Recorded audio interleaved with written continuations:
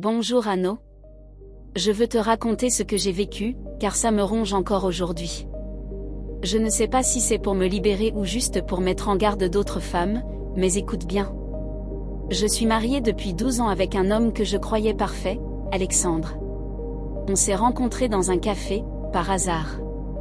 Il était charmant, drôle, et il avait cette manière de me regarder qui me faisait sentir comme la seule femme sur Terre. Nous avons construit une belle vie ensemble, maison, 2 enfants, et plein de souvenirs.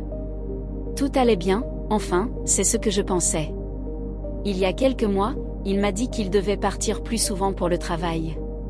Alexandre est commercial, donc ça semblait logique. Mais j'ai commencé à remarquer des choses étranges. Il rentrait parfois tard sans vraiment d'explication, il passait beaucoup de temps sur son téléphone et avait changé son code.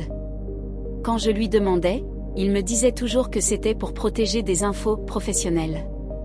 J'ai voulu lui faire confiance, alors je n'ai rien dit. Puis, un soir, alors qu'il était censé être en déplacement, il a laissé son ordinateur portable à la maison. Je ne suis pas du genre à fouiller, mais quelque chose en moi me poussait à vérifier. En ouvrant son ordinateur, je suis tombée sur une série de mails qu'il n'avait pas pris la peine de supprimer. Ces emails étaient adressés à une femme nommée Sophie. Au début, je pensais que c'était une collègue. Mais en lisant les échanges, j'ai découvert qu'il lui disait qu'il l'aimait, qu'il lui manquait, et qu'il avait hâte de revoir leur fils. Leur fils. Ces mots ont résonné comme un coup de poing. J'ai senti mes jambes se dérober. Je tremblais. Mon mari, celui que je pensais connaître mieux que personne, avait une autre vie. Il avait un enfant avec une autre femme, et je n'en savais rien. J'ai confronté Alexandre dès son retour à la maison. Je pensais qu'il n'irait, mais il n'a même pas essayé.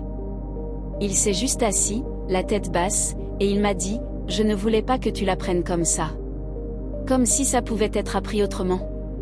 Il m'a expliqué qu'il avait rencontré Sophie quelques années après notre mariage. C'était, selon lui, une erreur, mais il n'a jamais réussi à couper les ponts. Elle est tombée enceinte, et il a décidé de rester dans leur vie, pour le bien de l'enfant. Pendant des années, il a jonglé entre nos 2 vies, mentant à l'une comme à l'autre pour maintenir l'illusion. Je me suis sentie humiliée, trahie, anéantie. Je lui ai demandé comment il avait pu me regarder dans les yeux tous les jours en sachant ce qu'il cachait. Il n'avait aucune réponse, seulement des excuses vides. Mais ce n'est pas tout.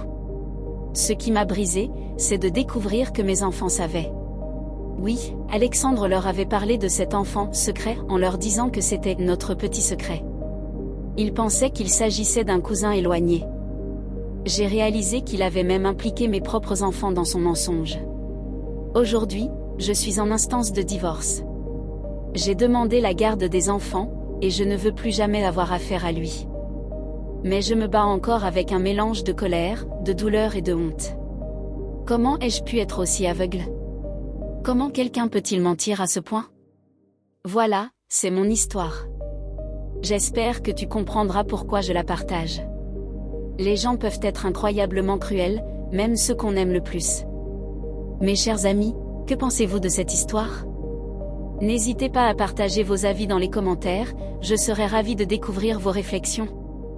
Votre opinion est précieuse, alors à vos claviers. Abonnez-vous et aimez la vidéo pour plus de contenu inspirant et pour nous soutenir dans notre travail.